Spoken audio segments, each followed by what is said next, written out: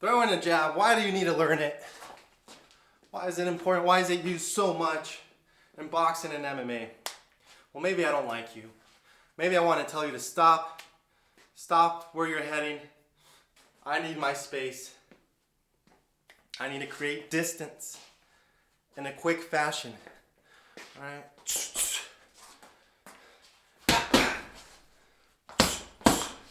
I need to set myself up for other combos.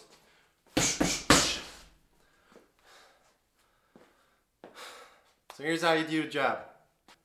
Alright, if you watch my other video on footwork, you still want to stand like a fighter. You still want to be off to the side, chin tucked, arms up. It's the most important thing. Now when I'm throwing this jab, I'm throwing it as if there's a straw that's going around my arm. I'm throwing it through a pipe. Okay, the reason I'm imagining this is because if I come out here, my power goes away. I'm not as efficient. I'm exposing myself more. If I'm off to the side, I'm over here. If I throw it through a pipe, I bring it back through that pipe to protect myself. It'll create a habit for you to bring it back to your chin. Or else a lot of people will throw a jab and drop it. Come over here. Well, now my face is exposed. All right, you need to be ready.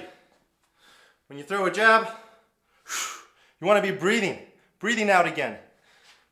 Because you don't know if they're going to hit you. You're now exposing yourself whether you like it or not. You can protect your face here, which is what you're supposed to do with your other hand. Protect, protect, protect. Protect, protect. I'm keeping it up. So I'm breathing out through the gap of my teeth. Every person I've ever fought has a different breathing pattern, a different sound that comes out of them. Don't feel like you're doing it incorrectly. All right, the whole point of it is to take that air out of you, because if you're breathing in and you get punched, that's all coming out, and it's going to be a lot harder to recover from. So here, I'm rotating. All right, that's the other thing I'm doing. I'm rotating my feet.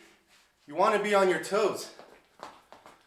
You want to be fast, but I'm rotating on my feet as if I'm stomping out this fire, this imaginary fire, which you can practice with. It's almost like a little dance move, okay? Do the cha-cha. So you're here.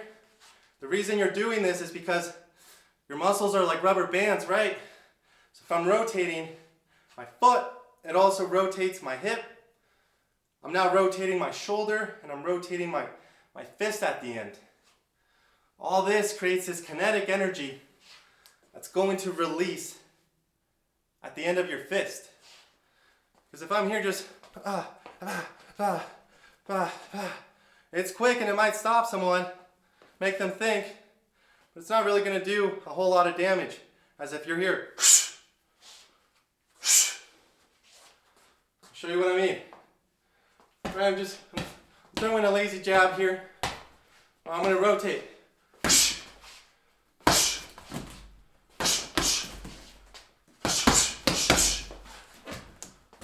I'm rotating with every punch. If I come here, I'm also rotating with this one. Rotating. And you can practice this just in the room you're in. Just rotating back and forth, as if your knees are windshield wipers on a car. You want both of them to rotate at the same time. You're rotating inwards to your punch. If I rotate this way, I'm compromising myself. You can tell that my posture's not right. If I'm rotating the opposite way, I'm not right. It's easy for me to get blown by a 5-mile wind gust. Okay? So you're rotating inwards. All right. So let's do a recap. We're standing like a fighter. We're punching through a tube to bring it back to us. And we're breathing out and we're rotating on our feet.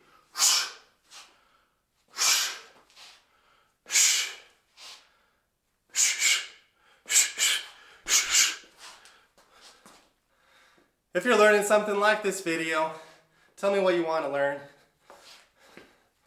All right. So we're here with the jab. You can change your levels. You don't have to punch to the face all the time. You can squat down.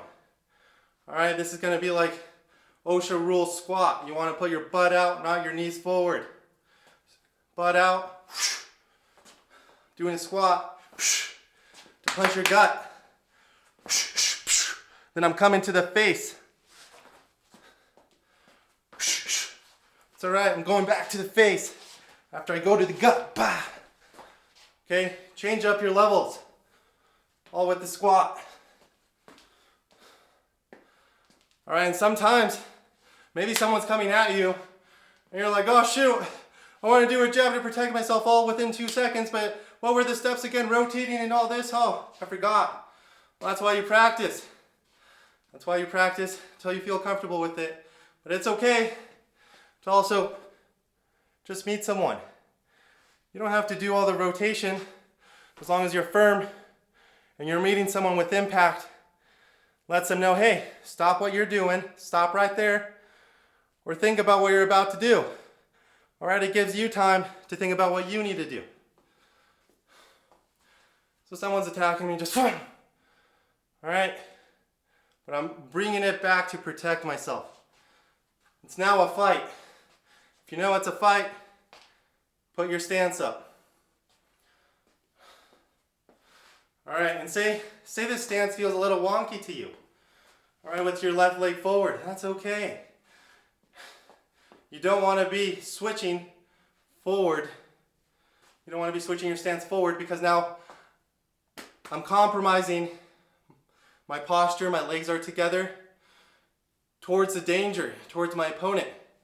So if you're switching your stance, walking back, oh, yes, I do get a narrow stance here at some point, but I'm creating more distance from my opponent.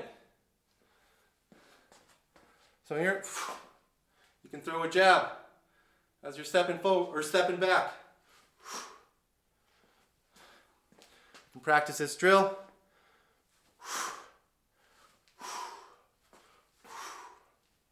Now if you step forward with the jab, your lead leg goes first. Back leg follows. I can double up on a jab, but my stance stays the same. I'm not widening my stance as I throw the punch, because look at everything that I have to bring back. So I'm here, keeping my posture. All right, and the jab is used, of course, to set up other combos. It can be used for you to dance around your opponent.